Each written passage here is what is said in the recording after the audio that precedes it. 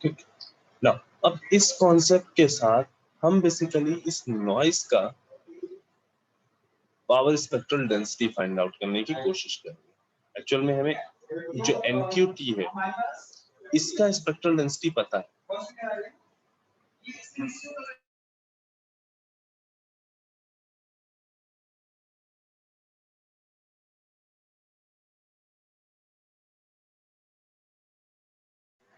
ठीक है ना।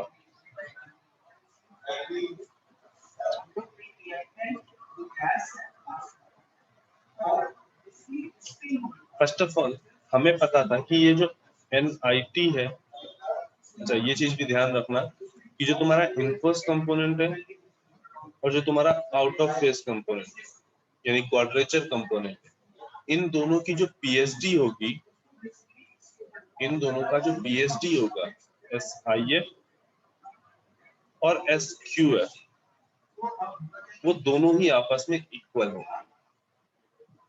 ठीक। अब SIF इन फेज कंपोनेंट की PSD हम वहां पे जब हम लोगों ने DSB-SC किया था तो हमने ग्राफिकली देखा था इस तरीके से।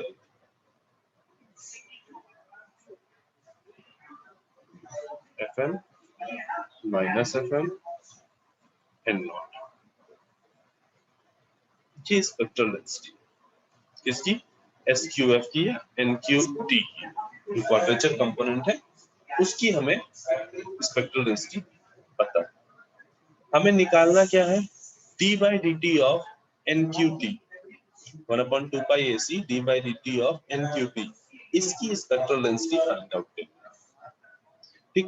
तो फर्स्ट ऑफ ऑल हमें देखना पड़ेगा कि ये जो d/dt ऑफ NQT ये जो आया है ये कैसे आया होगा, किस सिस्टम से NQT को पास कराया गया, किसी एक सिस्टम से NQT को पास कराया गया होगा तो ना हमें d/dt ऑफ NQT मिला होगा। हमें इस सिस्टम, ये जो इंटरनल सिस्टम है इसका पहले ट्रांसफर फंक्शन देखना है। ये जो सिस्टम है इसका हमें ट्रांसफर फंक्शन देखना है। तो लेट्स से हमने NQT किसी एक सिस्टम में, जिसको हमने डिटेक्टर या नाम दिया है, एज अ इनपुट दिया है। ठीक। और जो हमें आउटपुट मिल रहा है 1/2 pi AC d/dt of NQT। हम क्या करें, दोनों साइड का ठीक कुछ देर के लिए हम इसको रैंडम सिग्नल ना मान के, मीनिंग है ये नॉइसेज हैं तो रैंडम सिग्नल्स नहीं है, इनको हम रैंडम सिग्नल्स ना मान के हम कुछ देर के लिए नॉर्मल सिग्नल्स मान लें और हम ये कहें इसका जो फोरियर ट्रांसफॉर्म है वो NQF है, तो इसका फोरियर ट्रांसफॉर्म क्या होगा? 1/2 pi AC तो कांस्टेंट है, NQT का फोरियर ट्रांसफॉर्म माना है तुमने NQF, और d/dt लगा है तो मतलब क्या? 2 pi sorry J 2 pi F NQF। ठीक। लेट अस से कि इस सिस्टम का जो ट्रांसफर फंक्शन है वो HF है। अब हमें पता है ट्रांसफर फंक्शन की डेफिनेशन क्या कहती है, जो आउटपुट आया उसका Fourier transform divide by input का फोरियर ट्रांसफॉर्म। तो ये हमने HF को यूजिंग अ डेफिनेशन ये हमने डिफाइन किया। ठीक। 2 पाई कैंसिल होगा, F अपॉन AC, ये NQF कैंसिल होगा, 2 पाई से 2 पाई कैंसिल हो गया, JF upon AC, JF upon AC, ये हमारा ट्रांसफर फंक्शन है। ठीक।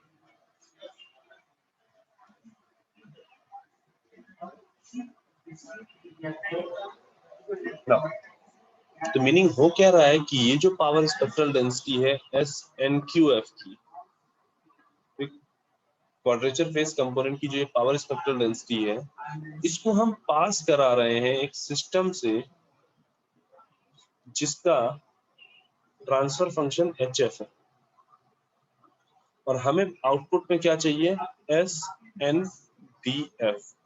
ये SNDF क्या है, देखो यहाँ पे ये जो टर्म पूरा है, ये इस पूरे टर्म की पावर स्पेक्ट्रल डेंसिटी हमने बेसिकली अज्यूम कर लिया है। ये पूरा टर्म इज इक्वल टू है NDT। ठीक, तो इस NDT की जो पावर स्पेक्ट्रल डेंसिटी होगी वो कैसे आएगी, जब ये पावर स्पेक्ट्रल डेंसिटी इसके इनपुट में पहुंचेगी, ठीक, जिसका सिस्टम HF है। HF हमने यहाँ फाइंड आउट कर लिया है, JF/AC। ठीक, तो हम यहाँ से SNDF फाइंड आउट कर सकते हैं, और वो क्या आएगा, SNDF HF का स्क्वायर इंटू SQF। ठीक, अभी जो हमने ग्राफिकली बनाया था उसी को हमने मैथमेटिकली लिख लिया। ग्राफिकली हम क्या लिख रहे थे, SQF की वैल्यू -FM से FM के बीच में N0 है। ठीक, तो SDF की वैल्यू यानी वो कितनी होगी, -FM से FM के बीच में N0 multiply by mod of JF का स्क्वायर। ये डेफिनेशन है। ठीक, अब अगर हमें ये जो पूरी नॉइस है यानी NDT है, इसका हमें पावर स्पेक्ट्रल डेंसिटी पता चल गया, हमें क्या करना है, इसका नॉइस पावर फाइंड आउट करना है।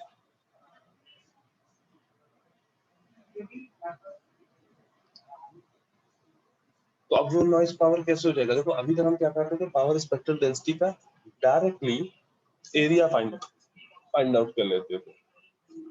क्यों और कैसे, कि भाई वहां पे जो पावर स्पेक्ट्रल डेंसिटी होता था वो कांस्टेंट होती थी, बट यहाँ ध्यान से देखो तो पावर स्पेक्ट्रल डेंसिटी F में F का भी टर्म, फ्रीक्वेंसी का भी टर्म, यानी यहाँ पे जो पावर स्पेक्ट्रल डेंसिटी है वो फ्रीक्वेंसी डिपेंडेंट है। दैट इज व्हाई हमें एरिया लेने के लिए इंटीग्रेशन करना पड़ेगा, और जब हम इस पावर स्पेक्ट्रल डेंसिटी का टोटल इंटीग्रेशन करेंगे तो हमें टोटल पावर मिल जाएगी। तो -FM से FM F square AC square into N0 दिए।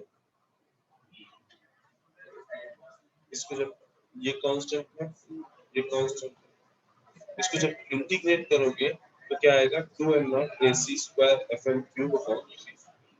इंटीग्रेशन हम तुम्हारे पे छोड़ते हैं, तुम्हें आता होगा ये हम अज्यूम कर रहे हैं।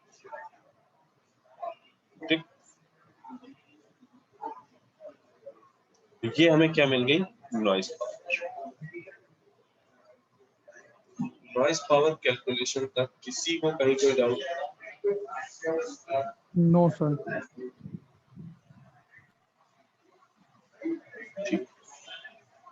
अब अगर हम post detection SNR find out करें तो ये क्या हो गया, signal power upon noise power is equal to 3AC square KF square P upon 2N0 FM Q।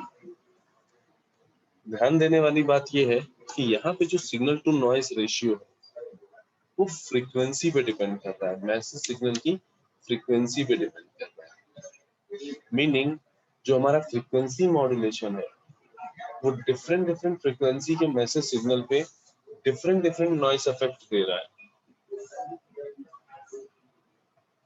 ठीक, डिफरेंट फ्रीक्वेंसीज पे डिफरेंट नॉइस इफेक्ट दे रहा है।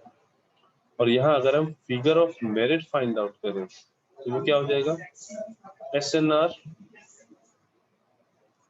Pre detection SNR, sorry post detection SNR upon SNR reference.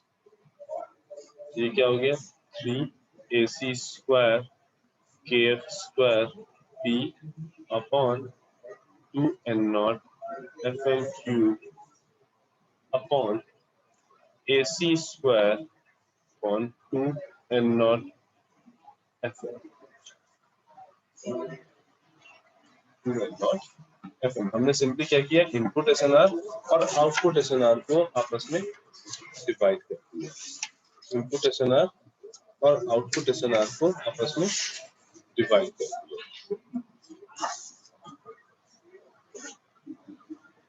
ठीक, हो जाएगा 3AC square KF square P upon 2n0 FM cube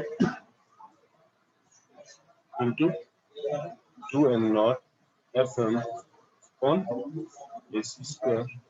इस AC square और AC square cancel out हो गया। 2n0 FM यहाँ बचा FM स्क्वायर। ये क्या है, 3KF square P upon FM square. क्या हो गया, figure of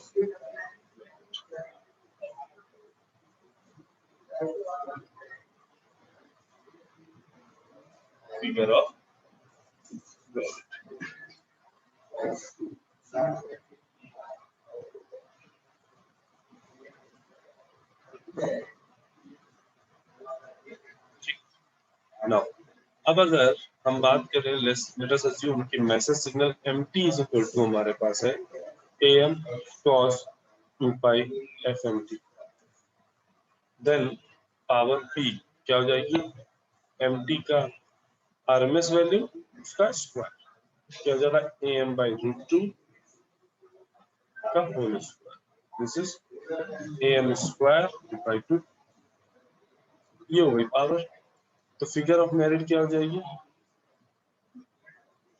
3KF square, P था तो P की जगह क्या रख देंगे, AM square by 2 upon FM square.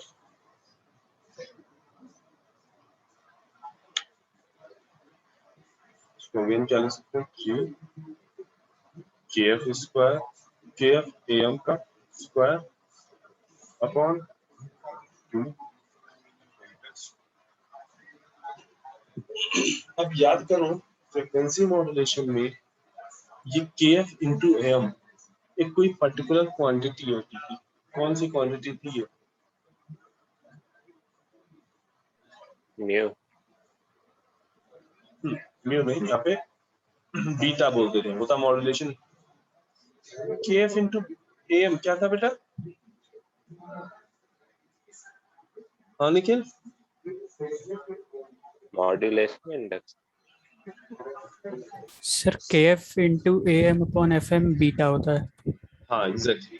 और केवल KF और इंटू AM लेंगे तो वो बेसिकली क्या होता था, डेल्टा F फ्रीक्वेंसी डेविएशन। ये बेसिकली फ्रीक्वेंसी डेविएशन है। तो इसको क्या लिख सकते हो, 3 डेल्टा F का स्क्वायर अपॉन 2 FM का स्क्वायर। वो जो तुम KP इंटू शायद KAM शायद ध्यान कर रहे हो, ठीक है, वो तुम शायद एम्पलीट्यूड मॉड्यूलेशन में कहीं कुछ कंफ्यूज हो गए, ठीक। और डेल्टा F अपॉन FM क्या होता था, बीटा। तो इसको हम क्या लिख सकते हैं, 3/2 beta square, figure of merit,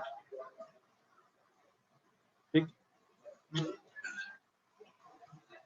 frequency modulation से या इस चैप्टर से अगर तुम्हें कुछ क्वेश्चन मिलेंगे न्यूमेरिकल, एक ऑब्जेक्टिव में, तो एक ये फॉर्मूला 3/2 बीटा स्क्वायर, और दूसरा जो हम लोगों ने जब एम्पलीट्यूड मॉड्यूलेशन पढ़ा था उसमें जो फिगर ऑफ मेरिट पढ़ा देखा था, और वो figure of merit modulation index पे बेस्ड, ठीक। इस पे डायरेक्टली क्वेश्चन मिलते हैं, ठीक। तुम्हें मॉड्यूलेशन इंडेक्स दे दिया गया, फिगर ऑफ मेरिट पूछ लिया गया।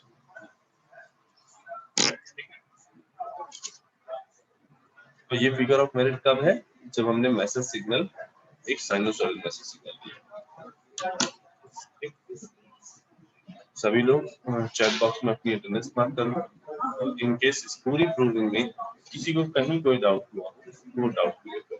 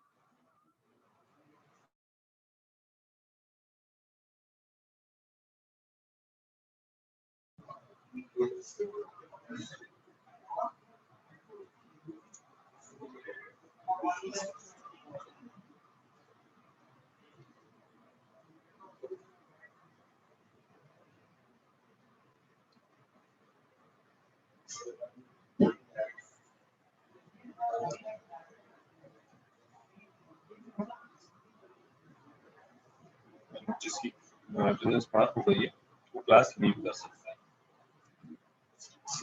नेक्स्ट क्लास के लिए प्रोसीड कर सकता है।